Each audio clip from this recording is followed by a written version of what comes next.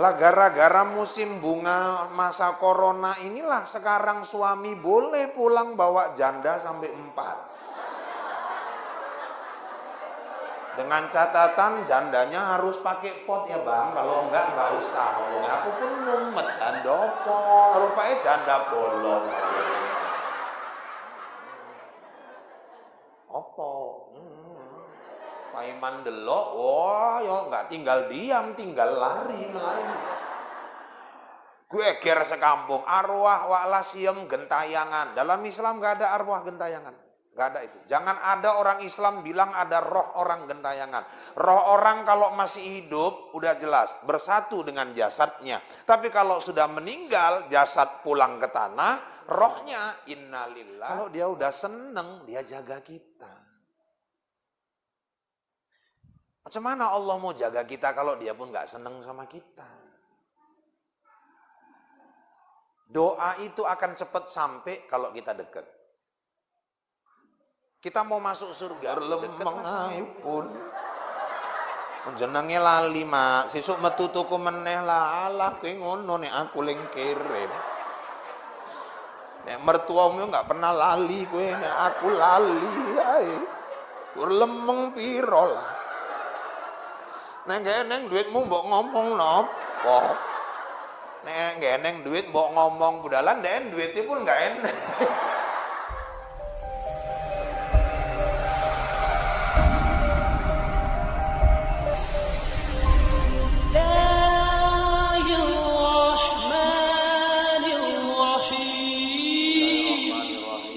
Assalamualaikum warahmatullahi wabarakatuh.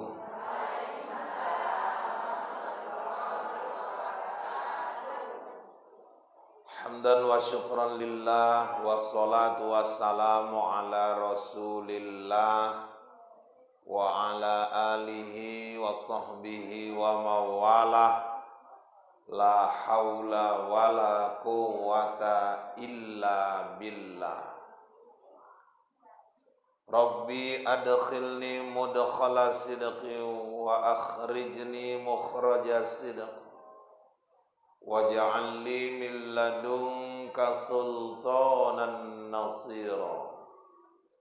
Wa qul ja'al haqqu wa zahaqal batil. Innal batila kana zahuqa. Wa qala Allah ta'ala fil Qur'anil Karim. A'udzu billahi minasy syaithanir rajim. Bismillahirrahmanirrahim. Wal 'asri innal insana lafi khusr illal ladzina amanu wa 'amilus solihati wa tawasaw bil haqq wa tawasaw bis sabr. Shadaqallahul azim wa sadaqa rasuluhun nabiyul karim wa nahnu ala dzalika minasyahidin wasyakirin walhamdulillahi rabbil alamin. Ibu Ketua yang sama-sama kita hormati, mudah-mudahan cepat sehat dan dapat kembali beraktivitas sebagaimana biasanya. Amin. Kemudian bapak-bapak, bapaknya satu orang, dua sama yang ceramah ya. Ibu-ibu pengurus, seluruh jamaah dan ibu-ibu khususnya jamaah Masjid Darussalam yang dirahmati Allah. Apa yang disampaikan oleh Ibu Ketua tadi itulah memang fenomena yang sedang kita hadapi hari ini. Pandemi masih menjadi problem yang belum bisa terpecahkan, bukan cuma di negara kita, tapi di hampir seluruh negara-negara yang ada di dunia ini. Saya punya travel umroh. Sejak pandemi bulan Maret macet total sampai sekarang. Kemarin ada informasi 4 Oktober umroh mulai dibuka. Informasi yang kita terima juga, kabarnya jemaah Indonesia juga sudah mulai diperbolehkan untuk berangkat. Namun ada satu regulasi yang kita dengar bahwa jemaah yang akan berangkat 2 hari sebelum berangkat, dia menjalani PCR atau semacam swab, dites positif atau tidak. Kalau negatif, berangkat. Itu 2 hari sebelum berangkat. Terus kalau dia positif, berarti nggak jadi berangkat. Pertanyaannya, tiket linguis dituku iku piye ceritane kan ngono. Wis ngono, visa yang udah diurus itu bagaimana? Nah, ini problematika. Udah dibuka tapi ibarat kepala dilepas, ekor ditarik gitu. Tapi begitupun karena belum berjalan, ya saya lebih menunggu saja macam mana sih sebetulnya nanti aturannya. Entah pula ada kebijakan bisa dipindah ke jadwal lain kalau dia positif, atau ada kebijakan-kebijakan lain. Ini sebelum berjalan kita memang sulit untuk memutuskan, tapi gambaran-gambarannya udah nampak. Saya pernah sampaikan corona ini kecil, tapi dampaknya besar kali gitu. Kenapa kecil? Orang ketengok aja pun enggak. Kalau kita lewat rumah orang ada anjing, anjingnya galak, kita bisa ngelak, jangan lewat situ. Nek eneng wong ngomong, yuk ojo bali lewat kono, mau ketok eneng ulo gede, kita enggak lewat dari situ. Lagi masalah ini musuhnya ora ketok. Sehingga akhirnya corona ini merubah pola hidup manusia. Kalau dampak udah pasti banyak dampak lah. Ekonomi, makin banyak pengangguran. Ke masjid pun orang takut. Makanya bapak-bapak, bapaknya satu. Makanya ibu-ibu sekalian, paling tidak juga sudah merubah pola hidup orang. Orang jadi takut salaman sekarang ini. Kalau dulu jumpa kok koyo ini nggak salaman nggak sah. Saiki salaman ngene wae, nek sing kode-kode wae ngene. Gara-gara ini pola hidup manusia sekarang ini cenderung ibu-ibu ada yang terlalu ketakutan dengan corona ini. Rupanya ada saya punya kawan, dia ketakutan, salaman sama orang pun nggak mau. Kalau ada tamu, kalau masih bisa dihindarkan, kalau bisa jangan nerima tamu. Tapi rupanya karena ketakutannya yang begitu tinggi, rupanya kata dokter, orang kalau terlalu takut, imun tubuhnya turun. Akhirnya malah gampang kena. Terlalu nekat pun nggak boleh juga. Alah orang eneng lah kuwi nandi-nandi terabas saya mbok bentuk sapa wong gila ae pun yo nggak keneng kok. Ah, kok wedine keneng mah ndak gila tenan awak iku. Jadi banyak sekali memang merubah pola hidup orang. Dulu sebelum masa corona ini ibu-ibu, zaman saya kecil, saya kan kebetulan cakep, maksudnya cakepon, mana maksudnya. Sebagian wis batin pede tenan tak pengkeling nek kok batin mungkin yo kan. Saya orang kebon. Dulu kami di kebon itu, Bu.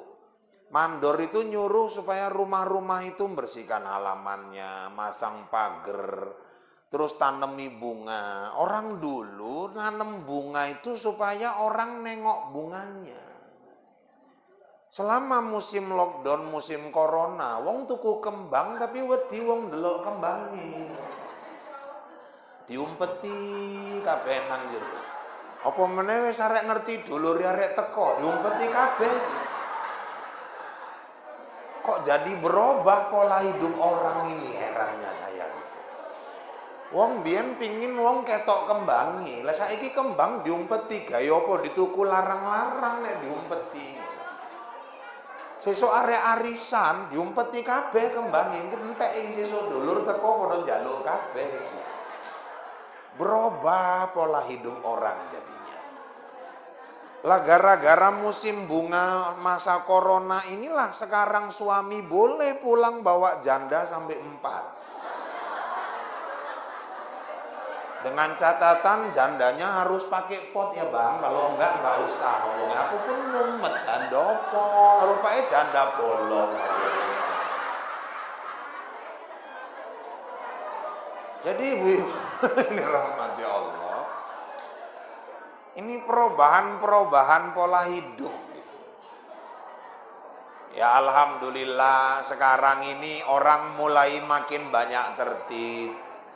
Kemana aja pakai masker, ya bagus. Kalau sholat macam mana ya Pak? Masuk masjid, monggo dipakai maskernya, cuman waktu sholat diturunkan.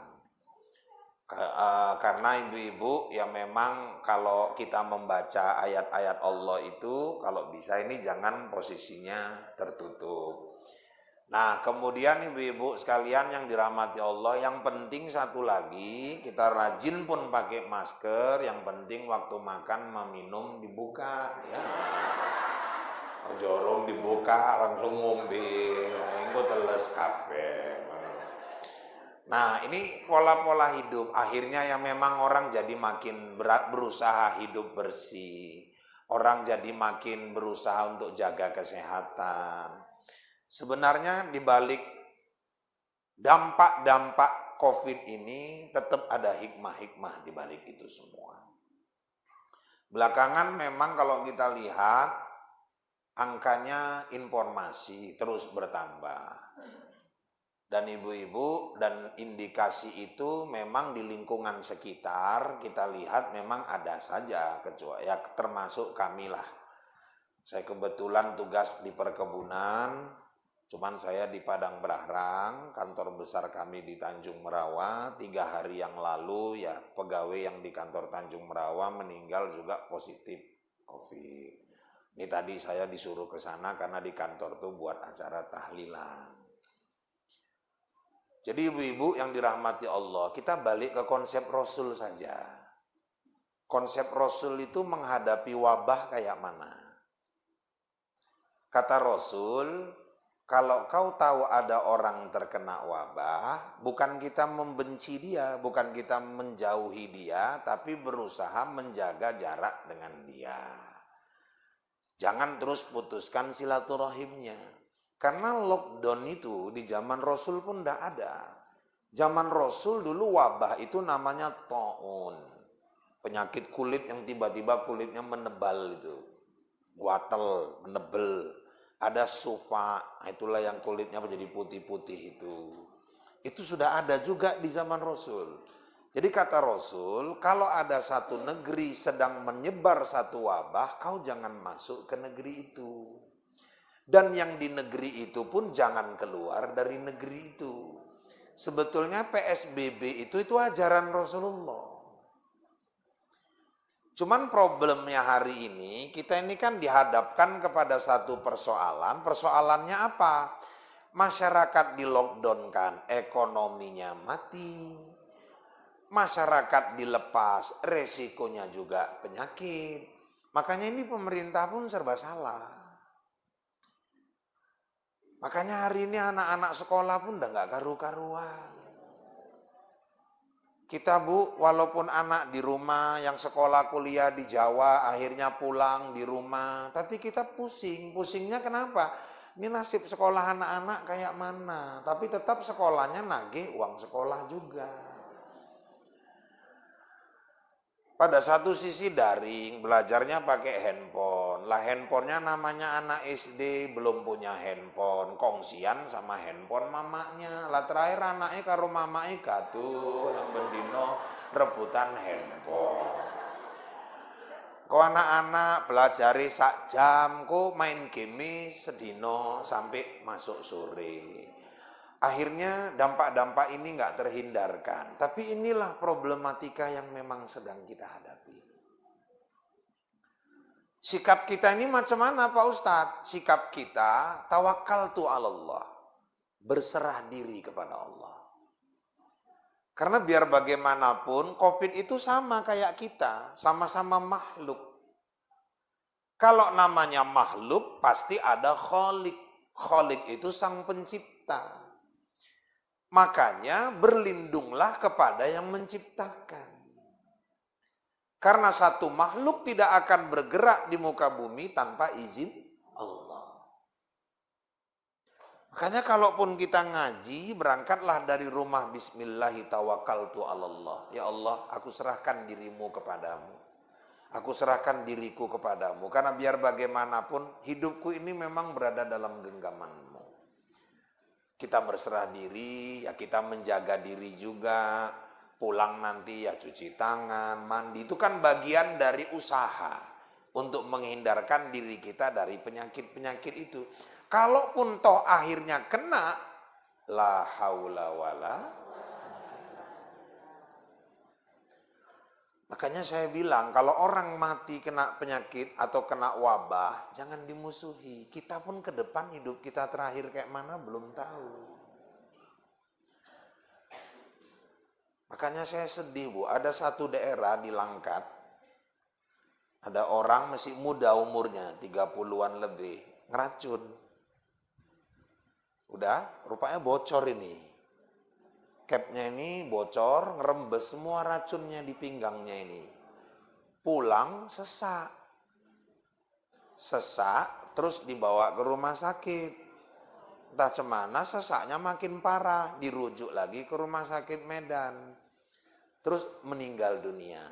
Dilaksanakanlah pakai protokol COVID. Sebetulnya belum positif. Cuman karena meninggalnya sesak, makanya ibu jangan sesak-sesak lah.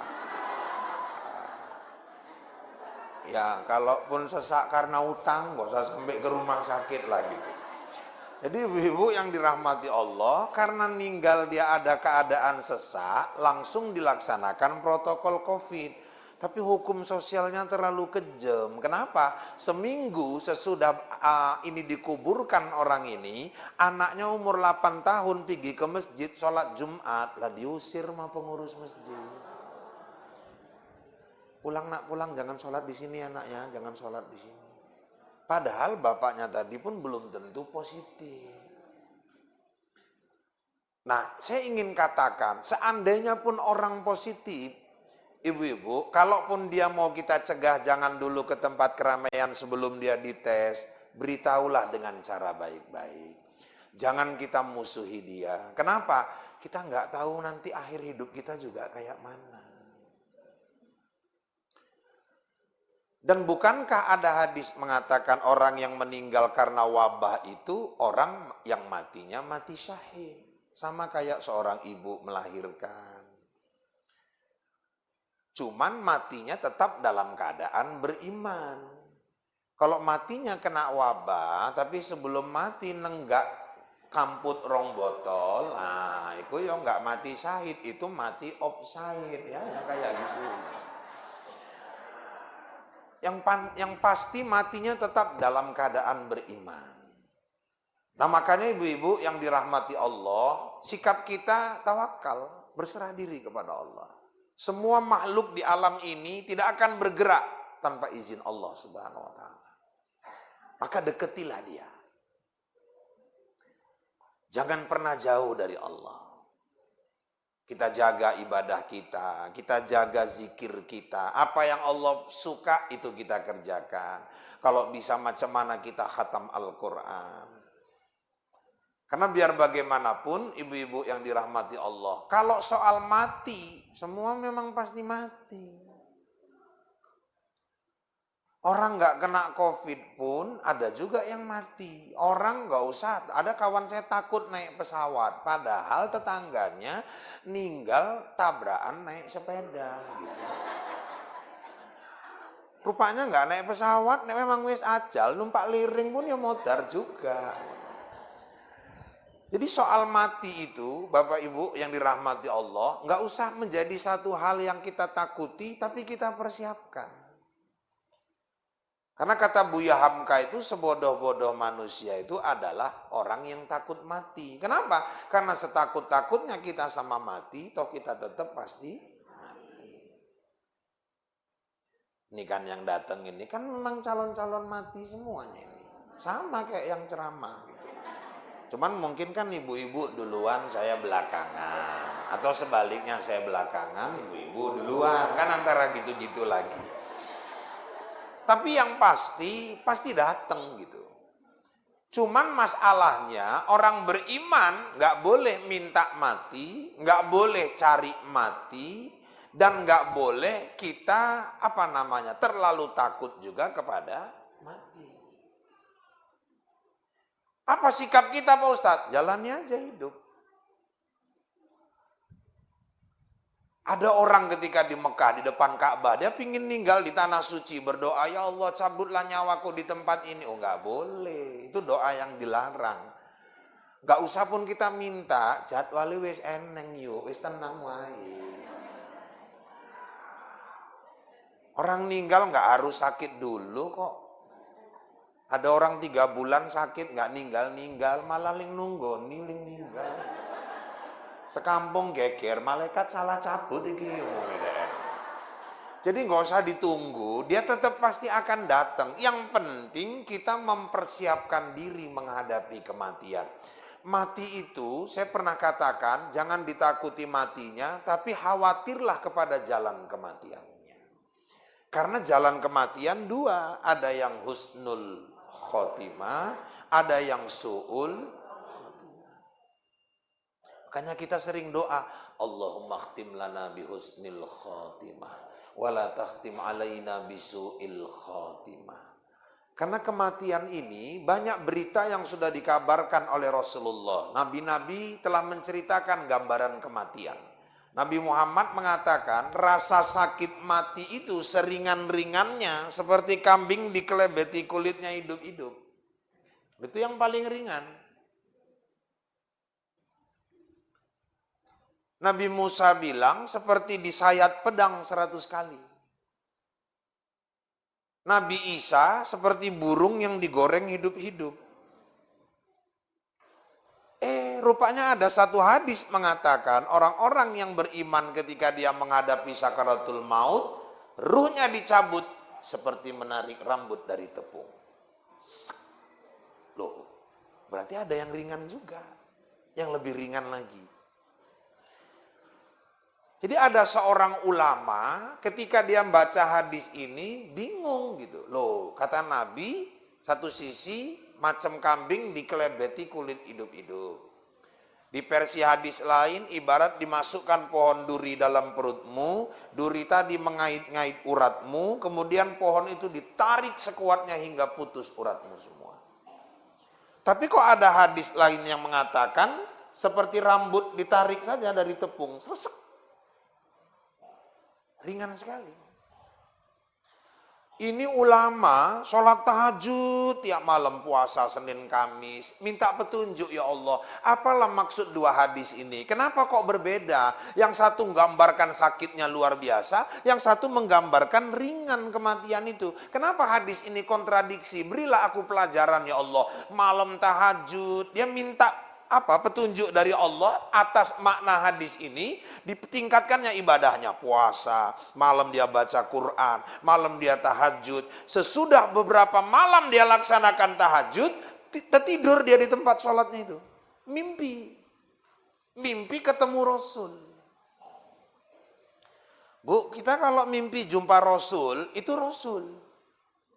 Karena nggak ada jin yang bisa nyerupai wajah Rasulullah. Tapi kalau ibu mimpi jumpa Ustadz Rahul, itu belum tentu Ustadz Rahul itu. Bisa jadi itu jin. Karena setiap kita ini ada korin, ada jin yang ngikuti kita kemanapun kita pergi. Kalau nggak silap saya di surah Qaf ayat 27. Itu ada penjelasan. Semua kita ini dari lahir ada yang ngikuti kita terus. Sampai kita nanti mati. Jenisnya jin namanya korin. Makanya sikit ini saya buka rahasia sama ibu-ibu. Tapi ibu jangan bilang siapa-siapa. Ini kita-kita aja. Enggak, saya karena orang mencirim ini walaupun baru sekali masuk akbar udah rasa saya kayak keluarga gitu masuk. Kalau orang lain pun enggak aku ceritakan, ini kita-kita aja ini. Makanya ibu enggak usah ngomong siapa-siapa gitu.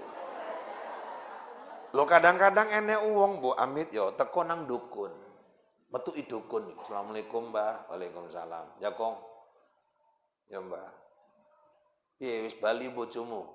Maksudnya Mbah? Oke kan Rene cerita tentang bojomu kan. Loh, kok ngerti Mbah? Bojomu iku wis 3 bulan gak bali. Loh, iya Mbah, tenan Mbah. Kowe neng main karo rondo glugur rimbo. Lah kok ngerti Mbah? Oh, Mbah kok lo gak ngerti. Nek dukun kan guyu. Sambil ngerokok, nyekel kemenyan gini. Iku rondo, bojone mbiyen tabrakan ninggale, anake 3 pas tenan Mbah. Lho aku urung cerita kok dukune wis ngerti kabeh, Pak. Kenapa dia ngerti? Dukun itu ada jin korin pendamping, ibu yang datang ini juga punya jin korin pendamping. Karena dia bersekutu sama jin, pendamping dia udah dialog sama pendamping ibu itu. Makanya kalau cerita perdukunan lebih banyak permainan jin. Wak Lasiem meninggal, misalnya misal, ngono. Wak Lasiem ki ninggal lantaran gantung diri, lantaran bojone main karo rondo Medan Krio. Jadi ibu yang dirahmati Allah, rupanya mbok piye gantung diri ninggal. Jam 3 dikuburke. Bengi Wak Paiman karo Wak Paino kan ronda.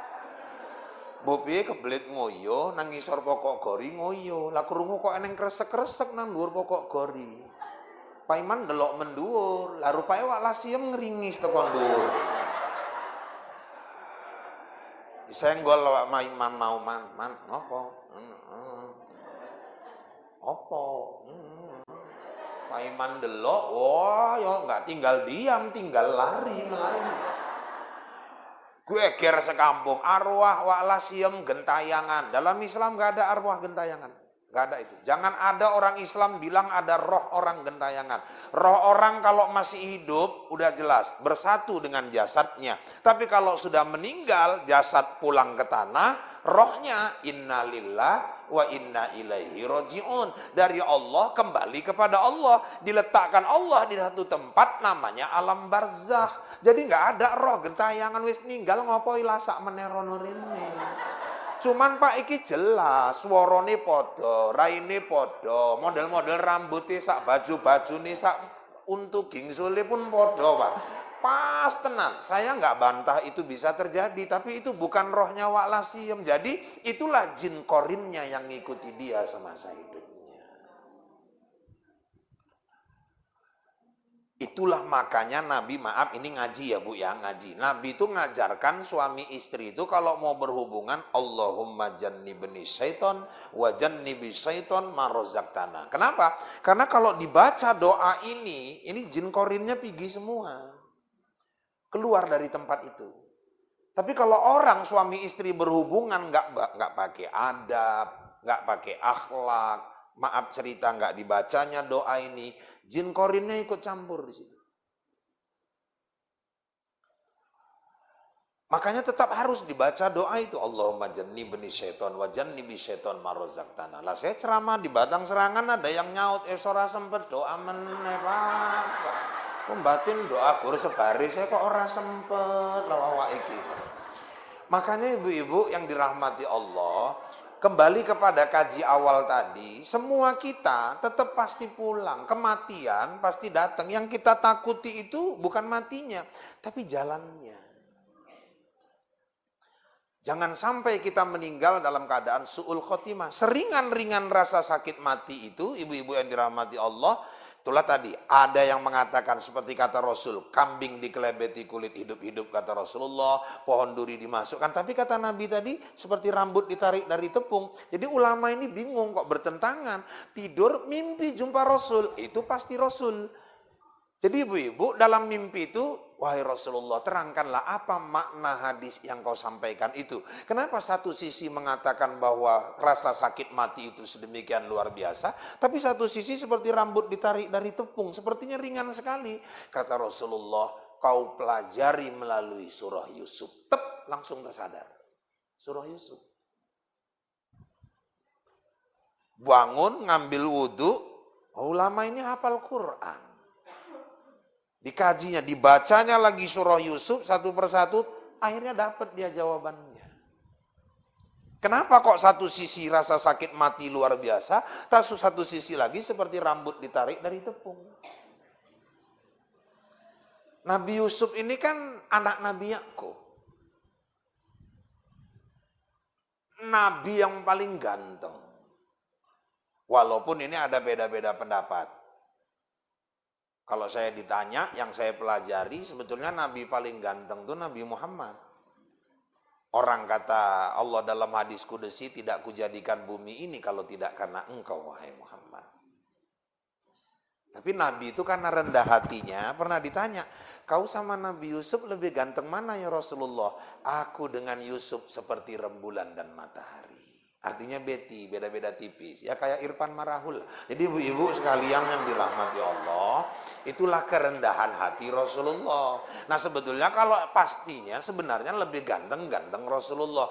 Yusuf itu udah diakui sebagai manusia yang paling tampan. Dari kecil udah menggemeskan sama bapaknya. Sehingga kasih sayang Yakub lebih. Akhirnya saudara-saudaranya iri. Dibuanglah Nabi Yusuf ke dalam sumur. Ibu-ibu pulang diakui sama keluarganya, diterkam binatang buas. Itulah berduka Nabi Yakub selama 1 tahun. Bolak-balik teringat Yusuf nangis. Teringat Yusuf nangis. Kering air matanya, buta. Rupanya Yusuf ini ditemukan saudagar, pedagang-pedagang yang mau ke Mesir. Diselamatkan, kaget. Loh, kok garang tenan saiki. Wah, rezeki iki, gowo nang Mesir. Didol. Dijual di pasar. Pakai harga jual budak. Dulu budak-budak itu dijual. Rupanya ada kepala polisi Mesir, kalau di sini Kapolri, punya istri ayune pun neram-neram juga, jenenge Zulaikha. Enggak duwe anak wong iki.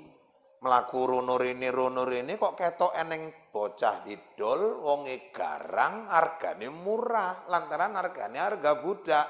Langsung dia bilang sama suaminya, bang beli kenapa bang? Kita kan nggak punya anak, kita angkat aja jadi anak kita. Dibeli, dibawa pulang jadi anak, diangkat. Yusuf besar, gantengnya luar biasa, biasalah namanya Yusuf. Jadi ibu-ibu yang dirahmati Allah, rupanya makin garang, mamanya Zulaikha jatuh cinta. Cuman Yusuf ini kan orang yang berakhlak. Dideket-deketi sama mamanya ngelak. Yusuf tetap ngelak. Yusuf tetap nggak mau. Sehingga pada suatu hari suaminya nggak di rumah, nyelinap masuk Zulaikha ke kamar Yusuf, dikunci pintunya, didekatinya Yusuf, diajaknya berzina. Yusuf berkata, aku takut kepada Allah ibu. Akhirnya dipaksa, Yusuf lari deketi pintu. Saat dia mau buka pintu, ditangkap bahunya, ditarik, koyaklah gamis belakangnya. Pintu pun terbuka. Suaminya udah berdiri di depan pintu, kaget lah nyanyi. Oh, kamu ketahuan. Kan kira-kira ngono. Akhirnya apa kata Zulaikha? Anak ini kurang ajar bang, masa mama angkatnya mau diperkosanya? Yusuf bilang tidak ayah, tidak mungkin, dia ibuku, aku tidak mungkin lakukan itu. Akhirnya suaminya bingung, ini yang betul istriku apa Yusuf? Satu sisi dia cinta sama Zulaikha, satu sisi dia pun dah sayang sama Yusuf. Dua-dua dia percaya, karena dia tahu Yusuf ini anak yang baik budi. Akhirnya bingung, dipanggillah seorang hakim. Hakimnya adik kandung Zulaikha. Cuman hakim-hakim dulu kan memang adil, nggak bisa disuap, nggak bisa dibayar, mbok siapapun yang diadili, kalau salah ya dia bilang salah. Ditanya, dipanggil adiknya suruh datang, ada apa bang? Ini kakakmu kasus. Ya bahasa sekarang lah, kan kira-kira gitu. Kasus apa bang? Lo aku pulang kerja, buka pintu kamar, lo kok tiba-tiba orang ini berdua udah di dalam kamar. Terus kok mereka ini entah macam mana, kulihat ada yang nggak wajar. Kata Yusuf, dia nggak ada apa-apa, dia nggak ada melakukan dan niat apa-apa sama mamanya ini. Tapi kakakmu bilang Yusuf mau perkosa dia. Aku bingung, yang betul nih siapa? Coba dulu kau analisa ini. Kira-kira macam mana kita menentukan siapa yang salah, bang? Ada nggak baju Yusuf? Baju apa yang dipakainya waktu kejadian? Maksudnya coba cari bang, suruh cari. Ambil bajunya, dikasih. Bang tengok, kalau baju ini koyaknya di belakang, berarti yang salah kakakku. Berarti kakakku lah yang maksa mengajak berzina. Tapi kalau koyaknya di depan, berarti Yusuf ini yang kurang ajar sama kakakku bang. Ditengok bajunya, koyaknya memang di belakang. Nggak bisa bantah lagi Zulaikha. Akhirnya viral. Kira bahasa sekarang kan kira-kira gitu viral. Jadi ceritaan kemana-mana, beredar di WA, di mana-mana lah waktu itu. Jadi ibu-ibu yang dirahmati Allah, jadi gosip orang sekampung. Semua orang pada nyeritai, apalah Zulaikha itu bangsawan, suaminya pejabat, orang terhormat. Masa mau selingkuh sama seorang budak? Karena anak ini kan dijual statusnya budak. Malu-maluin kali Zulaikha itu, jadi ceritaan orang. Nggak tahan Zulaikha. Suatu hari dia masak, enak, ada dilengkapinya sama cuci mulut buah-buahan semua. Diundangnya istri-istri menteri, istri-istri pejabat yang ada di Mesir waktu itu. Diundang makan. Siap makan, siapkan buah-buahan, siapkan pisau, suruh nikmati buah-buahannya. Orang itu mulai ngupasi buah-buahan. Didatangi Yusuf, Yusuf kau keluar. Jangan ada ngomong apa-apa, jangan kau tegur mereka, kau jalan aja melintas di depan mereka. Keluarlah Yusuf kayak peragawan, jalan dia di depan. Oh rupanya MMG ini, mama gatel ini, ibu-ibu yang... Rupanya pada nengok Yusuf jalan, nggak sadar, ini bukan buah lagi yang dikupas. Rupanya pisau dan ngiris-ngiris tangan mereka sendiri. Sehingga akhirnya udah hilang Yusuf, nggak nampak lagi, baru terasa jerit semua kesakitan setengah mati. Waduh, ini kok kayak gini nih ya Allah, kata Zulaikha, rasain kalian. Kalian pikir Yusuf tuh kaleng-kaleng, kan kira-kira gitu. Akhirnya ibu-ibu barulah sadar, istri-istri pembesar Mesir, kenapa Zulaikha tergoda sama Yusuf. Apa kaitannya sama hadis Nabi tadi? Satu sisi katanya rasa sakit mati itu kayak kambing dikelebeti kulit hidup-hidup. Satu sisi kayak rambut ditarik dari tepung. Ibu-ibu yang dirahmati Allah, rupanya akhirnya ulama ini dapat jawabannya. Jawabannya apa? Kalau seseorang yang kafir, seseorang yang fasik, seseorang yang kufur, seseorang yang ingkar kepada Allah, ketika dia sakaratul maut, malaikat Israel sudah mulai datang menjemput, yang ditunjukkan di hadapannya tempat dia di neraka nanti. Matanya akan menyaksikan api yang menyala-nyala. Apa yang ada di dalam api neraka itu ular kala jengking semua yang akan menyiksa dia. Diperlihatkan sebelum dia sakaratul maut. Makanya ibu-ibu, rasa sakit mati itu jadi lebih sangat dahsyat. Kenapa? Memang udah rasa sakit mati itu sakit. Dia lihat lagi tempatnya di neraka yang seperti itu. Maka gak usah heran kadang ada orang ninggal matanya mendelik, gak mau kedip-kedip.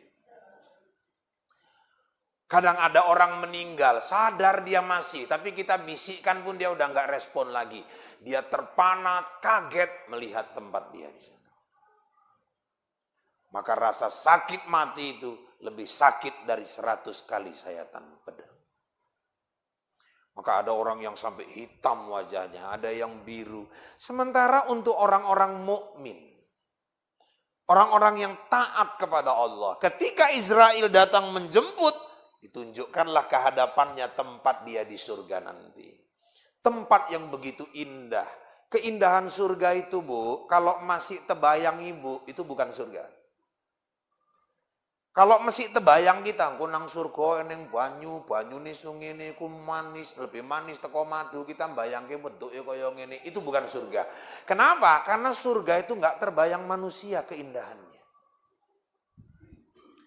Tapi ketika dia sakaratul maut, ketika ruhnya mau berangkat, malaikat tunjukkan tempat dia di surga.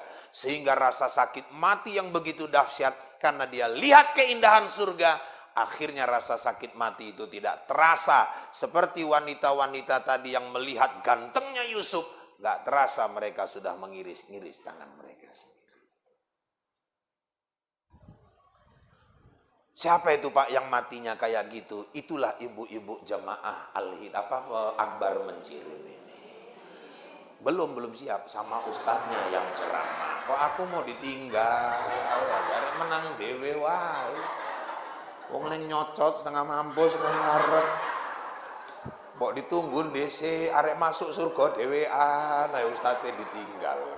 Jadi ibu-ibu yang dirahmati Allah, nah yang kita takutkan ini sebetulnya bukan matinya, tapi jalan matinya ini yang mana? Apakah ditunjukkan tempat api yang menyala-nyala atau yang ditunjukkan keindahan surga ketika sakaratul maut? Itu yang belum tahu dan semua itu akan tergantung sekali amal kita semasa hidup. Makanya manusia kalau mau hidup, dua hal aja yang harus dia jaga betul-betul. Duribat alaihimul dhillah ainama thuqifu illa bihablim minallah wa hablim minan nas. Manusia itu diliputi kehinaan dimanapun dia berada, kecuali yang baik hubungannya kepada Allah, baik juga hubungannya kepada sesama manusia. Ada orang sama Allah hubungannya bagus, tapi mata tetangga nggak cakepan, celaka. Oh, sholat nggak pernah tinggal, zikir rajin, baca Quran, bolak-balik khatam, karo dulur kandung 3 tahun nggak cakepan gara-gara batas tanah warisan. Ibadah kan main, tapi hubungannya karo dulurnya rusak, neraka, nggak akan selamat. Makanya ibu-ibu yang dirahmati Allah, nggak bisa kita cuman bagus hablum minallah, hablum minan nas rusak, nggak bisa. Ada juga orang sosialnya bagus, kalau ada orang sakit mobilnya keluar, bawa ke rumah sakit, nggak usah bayar-bayar. Ada orang sakit dia duluan jenguk, ada kegiatan apa-apa dia rajin nyumbang, tapi sholat nggak gelem. Wong puasa deh ngerokok, baca Quran nopo meneh, ini celaka juga. Makanya yang mau selamat, hablum minallah bagus, hablum minan nasnya pun harus bagus. Kalau sholat udah nggak saya bahas lah, orang nampak yang hadir hari ini kan rata-rata wajahnya ahli sholat. Amin. Bisa dilihat tuh Bu, dari keningnya yang bercahaya kena sinar matahari, sinar lampu, ya kan. Insya Allah lah, kalau orang-orang ngaji ini kan rata-rata sholatnya terjaga. Amin, amin ya rabbal alamin. Dan sholat itulah media hubungan kita kepada Allah. Maka selalu hubungi Allah di nomor 24434. Itu nomor menghubungi Allah. Saya ulangi, 24434. Itu sambungan yang biasa. Kalau mau ada sambungan jarak jauh yang langsung cepat sampai lagi, ada 2443422. Apa itu Pak Ustadz? 2 subuh, 4 zuhur, 4 asar, 3 maghrib, 4 isya. Sholat tahajud 222, terserahlah mau berapa kali, tambah 2 lagi duha. Wah itu SLJJ, langsung sampai itu. Saat video call pun kayak langsung. Itu yang harus kita jaga. Tapi jangan dipejet Bu di handphone, nanti yang datang pemadam kebakaran, minta tolong. Makanya ibu-ibu yang dirahmati Allah, jaga ini hubungan kita kepada Allah. Jangan pernah putus.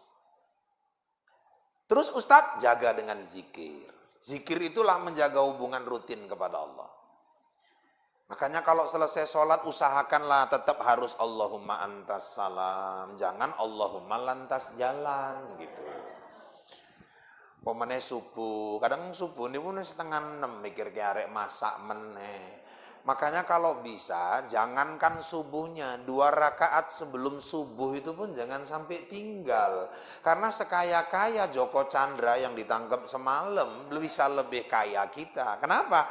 Orang yang sholat 2 rakaat sebelum subuh, dunia dan seisinya miliknya, kata Allah. Subhanallah. Makanya Bu, kalau bisa, biarlah kita miskin di dunia, tapi harus kaya di akhirat. Jangan sampai nanti kaya di dunia, tapi miskin di akhirat. Kalau bisa pilih yang nomor 3 lah. Kaya di dunia, kaya juga di akhirat. Tapi jangan sampai jadi yang nomor 4. Udah miskin di dunia, miskin lagi di akhirat. Di dunia tiap hari numis kangkung, di akhirat tiap hari kena pentung. Ini kan susah kali. Nah, makanya jaga hablum minallah. Apa yang Allah suka, kerjakan. Ibu-ibu yang dirahmati Allah, nggak usahlah Allah dulu kita cerita ke sana. Kita aja kita. Kita itu kalau nasihati anak, ibu-ibu yang dirahmati Allah, nak ngene, jadi wong iku kudu ngene. Kalian tinggal nang ndi pun harus kaya ngene.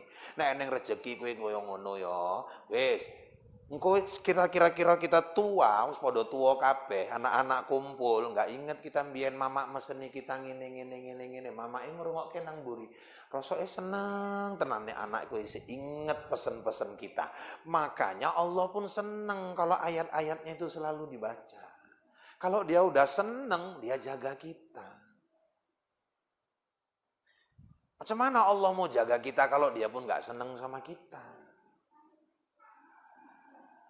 Doa itu akan cepat sampai kalau kita dekat.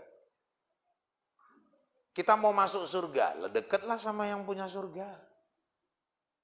Saya dulu di Langkat, bupatinya kan pernah Pak Samsul Arifin. Saya dulu ibu-ibu sama Pak Samsul itu entah cemana ya, sampai sekarang itu hubungan itu kekeluargaan memang dekat. Dan Pak Samsul itu mas apa-apa memang kayak gitu orangnya. Apalagi sama ustadz-ustadz, ulama-ulama. Orang dulu saya pernah ceramah di Brandan, Pak Samsul tuh pidato itu, apa kata dia?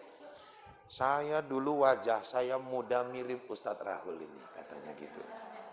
Oh, waktu saya ceramah saya bilang saya senang kali wajah saya rupanya wajah bupati, saya bilang. Cuman aku udah tahu lah mukaku udah tua nanti, saya bilang gitu. Dan pun guyu setengah mampus Pak Samsul waktu itu. Itulah saking deketnya udah gitu. Jadi ibu-ibu yang dirahmati Allah, karena deket, saya dulu kalau mau ketemu beliau, nggak pernah payah gitu. Datang ke rumah dinas, dah lapor, jumpa. Dan saya juga punya orang dalamnya itu ajudan. Ajudannya itu deket sama saya. Nanti malam besok mau ketemu, saya besok mau ketemu Pak Samsul. Pak Samsul masih di Jakarta, nggak jumpa. Pak, besok Bapak udah pulang. Nah, dikasih tahunya, datang jumpa. Itulah enaknya kalau punya orang dalam.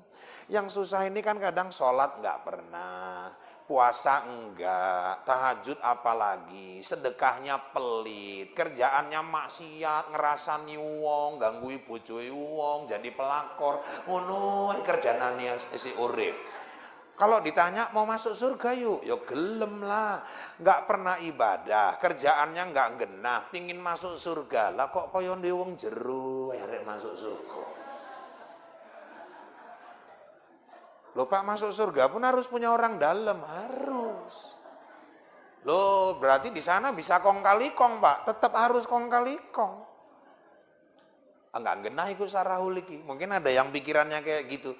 Ibu-ibu, satu kalau mau masuk surga, deket sama yang punya surga. Kedua, harus punya orang dalam. Saya lagi nyiapkan nih orang dalam supaya nanti saya kalau mau masuk surga bisa minta tolong sama orang dalam biar lebih gampang masuknya. Siapa itu Pak? Makanya anak saya suruh ngapal Quran.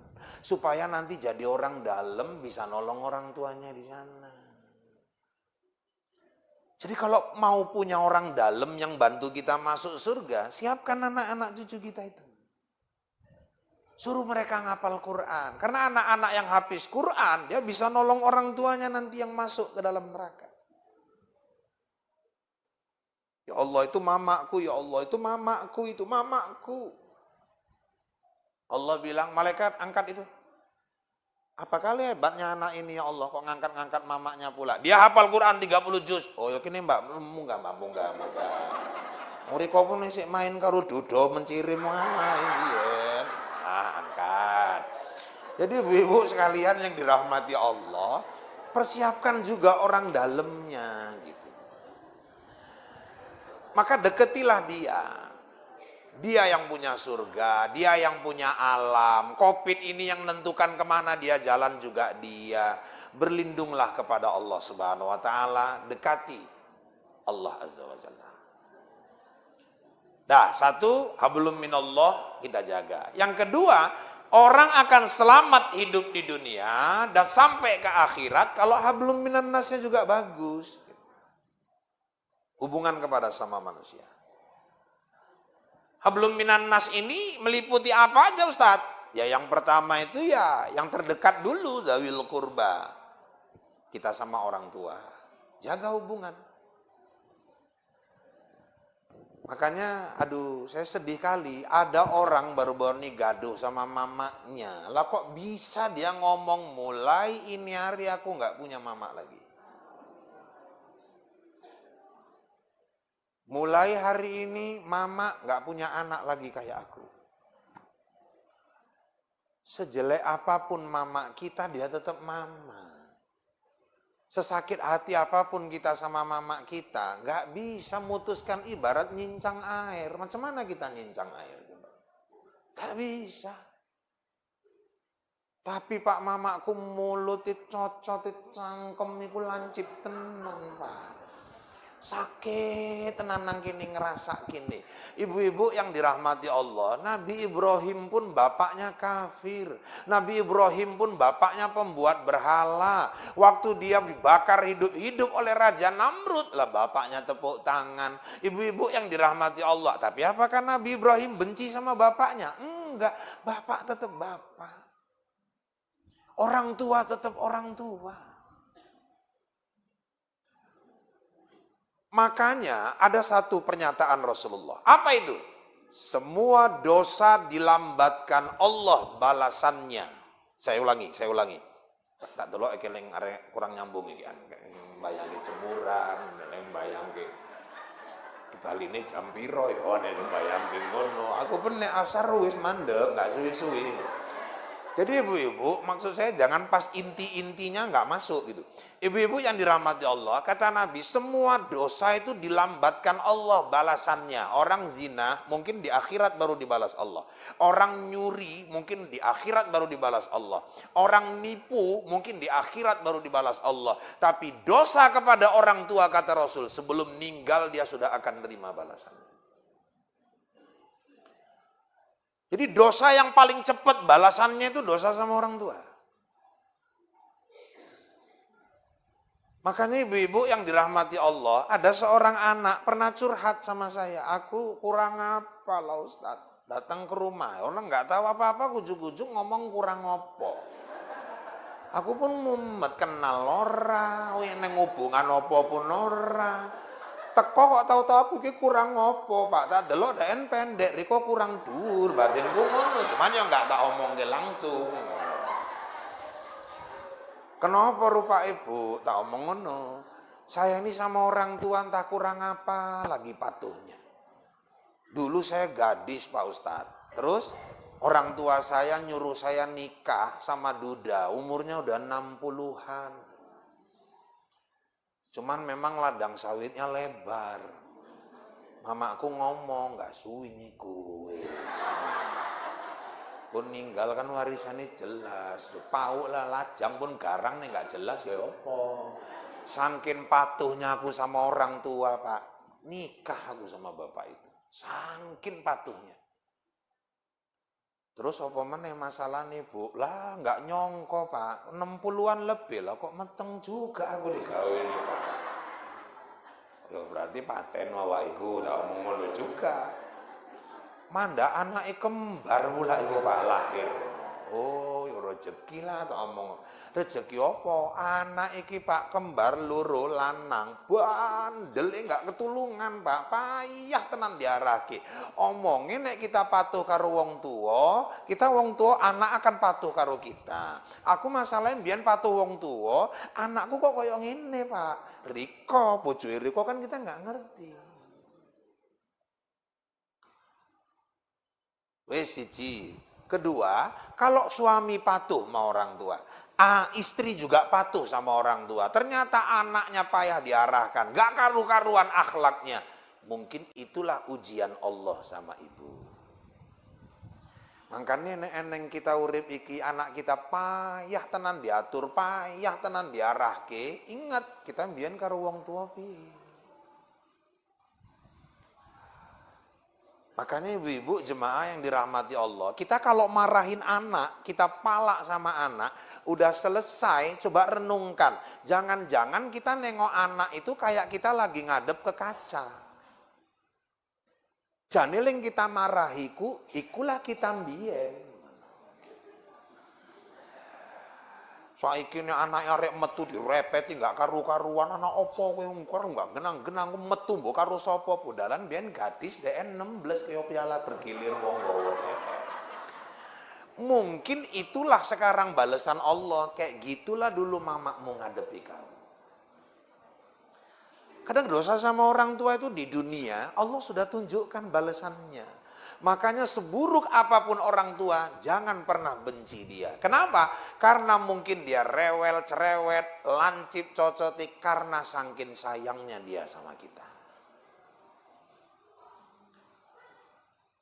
Kadang-kadang anaknya 4. Sing siji alhamdulillah manajer kebon, sing nomor 2 polisi perwira, sing nomor 3 kabak nang Pemkab, sing nomor 4 RBD, misalnya gitu. Cuman kok mama iki geleme milu karo ning RBT wae, Pak. Anake sing lain seneng-seneng omahe mewah-mewah dijeki pun gak gelem. Kadang-kadang aku mumet omong eling RBT mau jarku mbok ganti-ganti ya. Aku eling ngrasake wis cocote lancip tenan ngomongnya deh. Ini kenapa anaknya ngomong kayak gini? Karena anak ini nggak ngerti. Ternyata 4 anak dialah yang dikasih kesempatan Allah balas perbuatan baik mamanya dulu. Yang 3 itu kadang minta pun mamanya belum tentu mau. Ketika dia mau ikut kita terus, itu memang takdir Allah, kasih sayang Allah sama ibu. Nih ku kasih ladang, kau tanemi, nanti kau yang metiknya di akhirat sana. Karena kata Nabi, gak ada balasan yang lebih pantas buat anak yang ikhlas mengurus orang tuanya. Kecuali di yaumil akhir dia berhak duduk bersebelahan denganku nanti di surga, kata Rasulullah. Cuman yang ngurus orang tua itu memang harus ikhlas. Gampang merajuk, sensitif. Mungkin arek nandi, arek metu mak nang diski, aku golek ke lempeng yo nem, insyaallah mak delok anak-anak yo, iya lunga blonjo nandi, tuku roti, tuku buah segala macam hujan, langsung bali nggo mantel, lali tuku lempeng. Di lempeng nem, ngomongin astagfirullahaladzim, lali mak, yo ngono nek aku ling kirim.